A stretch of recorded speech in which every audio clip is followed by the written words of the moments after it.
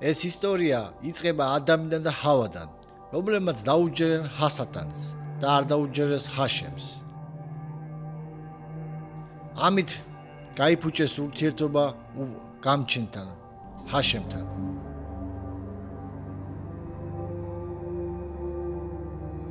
ისინი პირველები იყვნენ, ვინც გასინჯეს ცოდვა და ამ ცოდვის შედეგად მოვიდა დედამიწაზე სიკვდილი. ისინი შეეცადნენ თავიანთი სიშიშვე დაეფარათ ფოთლებით, რაც ჰაშემს არ მოეწონა. ამის მაგივრად ჰაშემმა მათ მიცა ახალი ტანსაცმელი, ახალ ტანსაცმელებს კი მსხვერპლად მოყვა ცხოველები. ადამს და ჰავას ჰყავდა ორი ძე, კაინი და აბელი. კაინმა მოუტანა ჰაშემს მიწის ნაყოფის მსხვერპლი, ხოლო აბელმა მოუყვანა თავისი კრავი, საუკეთესო კრავი ჰაშემს. ჰაშემს მოეწონა აბელის მსხვერპლი და მიიღო ის. კაინი გაბრაზდა, ჰაშემმა კითხა, რატომ ბრაზდები? თუ შენ სწორად იქცევი, ცოდვა შენს კარებთან, რომელსაც უნდა შენზე ბატონობა. შურის გამო კაინმა მოკლა აბელი და წაიყვანა კაცობრიობა სიბნელეში. ამ ასეული წლების შემდეგ ჰაშემმა თქვა, რომ არავინ არ იმსახურებს დედამიწაზე სიცოცხლეს, მხოლოდ ნოახი და მისი ოჯახი იმსახურებენ. ჰაშემმა უბრძანა ნოახს აეშენებია კიდობანი და გაევრცელებია ნოახს ქადაგება, რომ ცოდვებზე სასამართლო მოვა და მხოლოდ ჰაშემის წყალობით თუ გადარჩებოდა ყველა, ვინც კიდობაში შევიდოდა. ისინი დასცინოდნენ ნოახს მანამდე, სანამ წვიმა არ წამოვიდა ზეციდან და მიწა არ გააღო პირი და არ ამოხეთქა წყლება მიწის ღრუდან. ისინი არ იყვნენ ამისათვის მზად. ყველა კაცობრიობა, ვინც იყო, დაიღუპა ყველა ცხოველთან ერთად. მხოლოდ ნოახი და თავის ოჯახით გადარჩენ ჰაშემის წყალობით.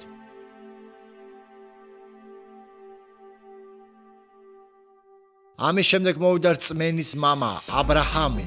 ჰაშემმა მას უბრძანა თავისი ძე შეეწირა მისთვის სინაის მთაზე. აბრაჰამი განაწყენიერდა, მაგრამ ის დაემორჩილა ჰაშემს და ამით დაამტკიცა თავისი რწმენას საქმეებით, როდესაც თავისი ძე მიიყვანა მორიას მთაზე. როგორც კი აბრაჰამმა დააპირა ისააკის შეწირვა, მაშინ ჰაშემმა შეაჩერა ის და მიიყვანა სხვა მსხვერპლი, ანუ მაგიერი მსხვერპლი, რომელიც კრავი იყო. ამ მსხვერპლმა ჩაანაცვლა აბრაჰამის ძე სისხლის წინ, სიცოცხლის წინ. გავიდა 400 წელი და ჰაშემმა მოუწოდა მოშეს, რომ გამოეყვანა თავისი ერი ისრაელი ეგვიპტის მიწიდან. ფარაონმა არ დაუჯერა მას და შეეწინააღმდეგა, ხოლო ჰაშემმა ის დასაჯა 10 სასჯელით. საბოლოო მეათე სასჯელი ეს იყო სიკვდილის ანგელოზ, რომელმაც გაგზავნა ჰაშემმა, რათა ყველა პირმშო დაეხოცა ეგვიპტის ქვეყანაში.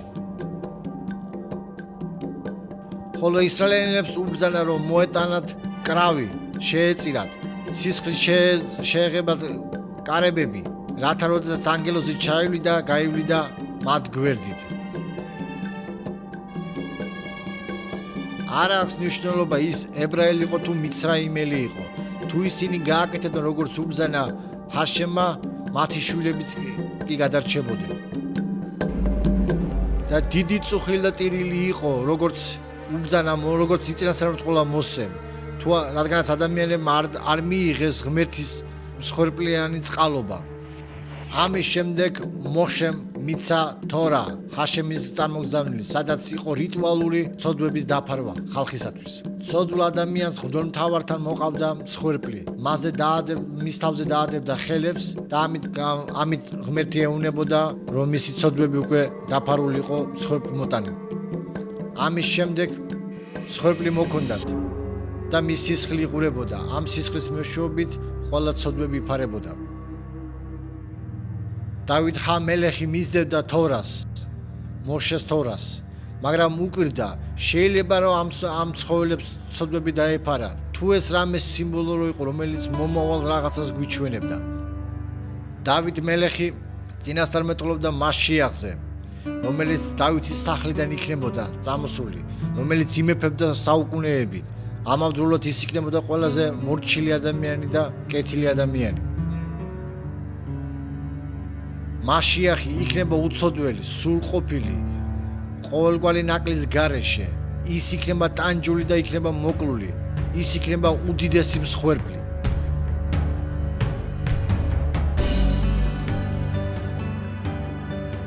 იეშუა დაბადებული იყო ბაგაში, რადგანაც ადგილი არ იპოვებოდა მაშინ. ის დაიბადა ქალწულისაგან, ანუ სუფთა. მეფური, მაგრამ ამავდროულად ღარიბი, შთაომავალი მეფე დავითისა. ღარიბი მწყემსები და დიდარი ოგვები, რომელიც აღმოსავლეთიდან მოვიდნენ, რათა თაყვანიესად ბავშვისათვის, რომლებმაც დაამტკიცენ, რომ ეს არის ზუსტად ის მომავალი მესია, რომელიც დაწერილი იყო და აღთქმული იყო სეფერში, წიგნებში. იეშუა ქადაგებდა სიყვარულს, ჭეშმარიტებას, მშვიდობას და მორჩილებას. ის იყო ძალიან თავდაბალი, იყო დურგალი და ამავდროულად უძლიერესი ბრწყინვალე ფილოსოფოსი.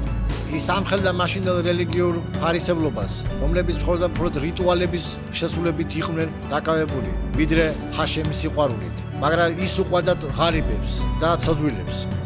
იეშუა კურნავდა ღრმებს, ყრუებს, დემონებით შეპყრობილებს, აგრეთვე ის აცოცხლებდა გვტრებსაც.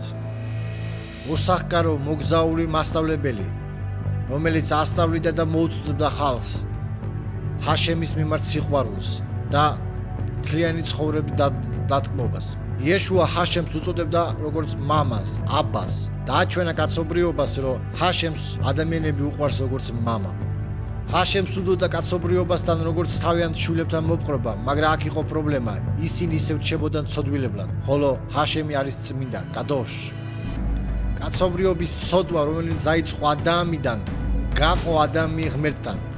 ხოლო იეშუა მიცოდა რა უნდა გაკეთებულიყო ამის უკან დასაბრუნებლად. წინასწარმეტყველი აგე ამბობს, აი კრავი ჰაშემისა, რომელიც ქვეყნიერების ცოდვებს იღებს თავისთვის. იეშუა იყო მესია, რჩეული, რათა გამختارიყო უდიდესი მსხვერპლი. ის იყო უცოდველი, ის იყო წმინდა, სუფთა, სულყოფილი, ღირსეული, რათა ღირსეული და სულყოფილი ფასი გადაეხადა ჩვენთვის, ცოდვილებისათვის. უცოდველი ცოდვილებისათვის, წმინდა ცოდვილებისათვის. მან გააკეთა თავისი აბასათვის, რაც ფასის გადახდა იყო კაცობრიობისათვის. რათა გაენთავისუფლები ადამიანი ცოდვის მონობისაგან და დაებრუნებია ადამიანი ღმერთთან ურთიერთობაში, ის რაც ადამმა დაკარგა.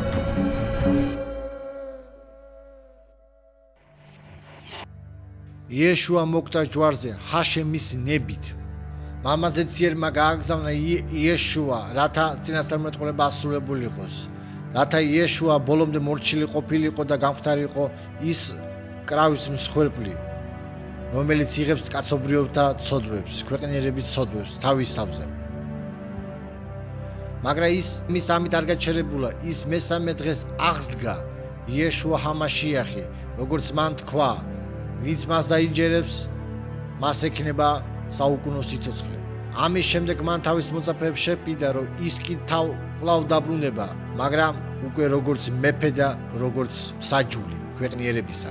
მაშიახი ეს არის ჰაშემის საჩუქარი კაცობრიობისათვის, რათა ადამიანი არ დაიღუპოს თავის ცოდვებში და არ იყოს გაყოფილი ჰაშემისაგან, მაგრამ კაცობრიობა მიიღოს იეშუას მსხვერპლი და აღდგენილი იყოს სრულყოფილი ურთიერთობები მასთან, ანუ ისევ ჰაშემთან. მაგრამ როგორც ყოველი საჩუქარი, ის არ არის საჩუქარი, მანამდე თუ შენ არ მიიღე.